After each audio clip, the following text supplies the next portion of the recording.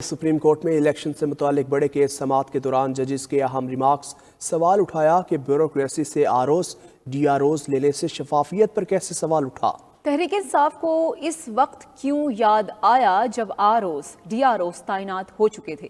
اسلام آباد سے یہ رپورٹ۔ سپریم کورٹ میں سماعت کے دوران جسٹس منصور علی شاہ نے استفسار کیا کہ لاہور ہائی کورٹ میں درخواست لے کر کون گیا تھا، جس پر الیکشن کمیشن کے وکیل نے بتایا کہ پی ٹی آئی نے درخواست دائر کی تھی۔ Additional secretary general Tehreek Insaf Umair نیازی نے لاہور ہائی کورٹ سے رجوع کیا اور الیکشن ایکٹ کی شق 50 اور 51 کو چیلنج کیا تھا۔ جسٹس منصور علی شاہ نے کہا کہ الیکشن کمیشن کے وکیل کا کہنا ہے کہ شفاف انتخابات کے انعقاد کے لیے لاہور ہائی کورٹ سے رابطہ کیا، بیوروکریسی سے آروز ڈی آروز لینے سے شفافیت پر کیسے سوال اٹھا۔ تحریک انصاف کو اس وقت کیوں یاد آیا جب آروز ڈی آروز تعینات ہو گئے؟ اس پر الیکشن کمیشن کے وکیل نے بتایا کہ اسلام آباد ہائی کورٹ نے بھی آروز اور ڈی آروز نہیں دیے۔ فروری میں لاہور ہائی کورٹ کے چیف جسٹس نے یہ کہہ کر درخواست مسترد کر دی تھی کہ 13 لاکھ کیسز زیر التوا ہیں۔ جسٹس طارق مسعود نے الیکشن کمیشن کے وکلاء سے سوال کیا کہ الیکشن کمیشن نے عدالتی حکم کے بعد کیوں ٹریننگ روکی اور اپنا معطلی کا نوٹیفیکیشن کیوں جاری کیا؟ بظاہر یہ لگتا ہے کہ الیکشن کمیشن بھی انتخابات نہیں چاہتا۔ جسٹس سردار طارق نے کہا کہ لاہور ہائی کورٹ کے فیصلے میں یہ کہیں نہیں لکھا کہ الیکشن کمیشن بھی معطلی کا نوٹیفیکیشن جاری کرے۔ جسٹس منصور علی شاہ نے استفسار کیا کہ کیا الیکشن کمیشن سے کبھی رجوع کیا گیا، جس پر الیکشن کمیشن کے وکیل نے کہا کہ کسی نے رجوع نہیں کیا۔ اس پر جسٹس سردار طارق مسعود نے کہا کہ ہمارے فیصلے کو ڈیٹیل کون کر رہا ہے۔ الیکشن کمیشن کے وکیل نے کہا کہ 7 دن کی تربیت ہونا تھی